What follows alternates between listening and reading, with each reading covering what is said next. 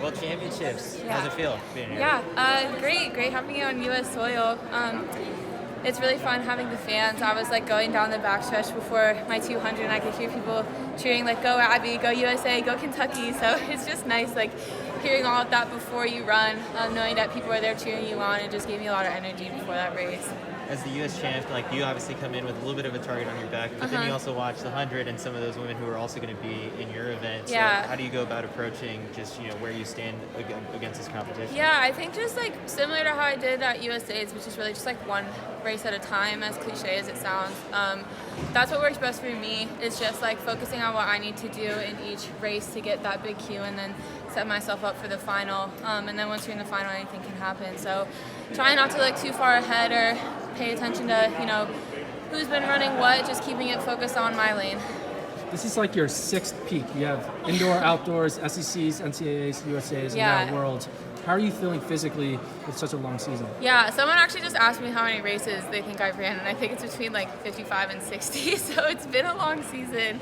But physically, I'm feeling good. The training cycle was pretty similar to how we approached NCAAs and USA, so it's not like my body's been, subjected to anything too crazy or different.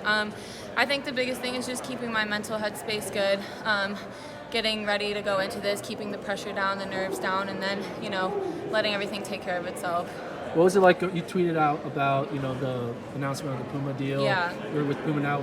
Kind of take us through like that behind the scenes of what it was like, kind of going through that process, and kind of elaborate on what you said on the internet. Yeah, I think that was like a bit of a stressful time period, and this time period is just stressful in general when you're trying to figure out so many life decisions.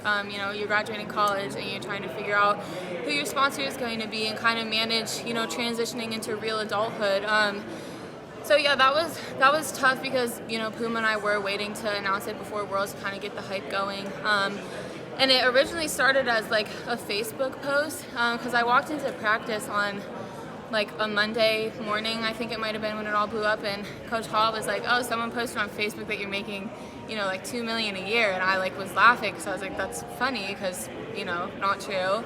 So I didn't really think anything of it, and then I got on my phone after practice and it kind of started blowing up.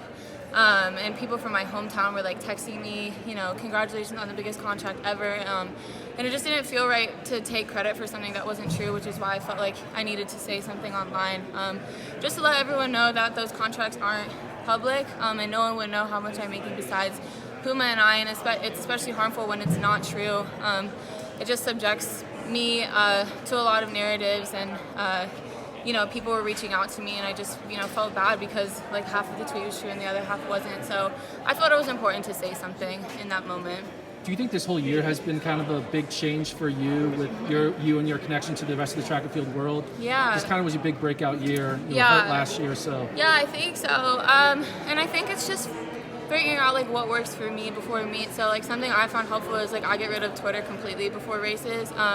That's like one form of social media to me that can kind of get in my head because I can't control what I see as much. So it's really just like, as fun as it is, as social media can be, it's just really finding what works for you. And it's a great way to connect from fans, but before meets, I feel like that's what helps me the most. So it's really just kind of a balancing act. Some people can handle it really well. For me, that's what works best for me. So just figuring out, what makes me the most comfortable going into meets and using that as I transition into these bigger meets in the professional life.